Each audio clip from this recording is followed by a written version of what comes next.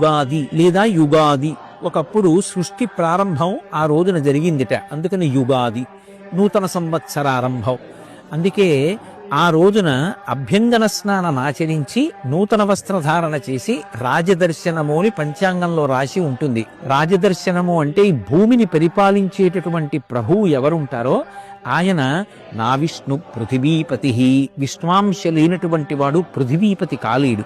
ఇప్పుడు మనం రాజదర్శనం చెయ్యాలి అంటే తేలిక మార్గం, రాజులకు రాజు పరమేశ్వరుడు, రాజశేఖరుడైన. అందుకే రాజన్మత్తమరాళమందగమనాం రాజీవ పత్రేక్షణాం రాజీవ ప్రభవాది దేవ మకుటై రజత్పదాంబోరుహాం రాజీవాయత పత్రమండిత కుచాం రాజాధిరాజేశ్వరీం శ్రీశైలస్థలవాసినీం భగవతీం శ్రీమాతరం భావయే అంటారు. ఆ జగదంబ కన్నా పరమేశ్వరుడి కన్నా రాజాధిరాజులు ఎవరుంటారు? అందుకే చక్కగా ఆ రోజున శివాలయానికి వెళ్ళి మనం పార్వతీ పరమేశ్వరుల యొక్క దర్శనం చెయ్యాలి. ఎందుచేత అంటే జగత పితరౌ వందే పార్వతీ పరమేశ్వరౌ, ఈ జగత్తుకంతటికీ కూడా తల్లిదండ్రులు వాళ్ళు. ఉగాది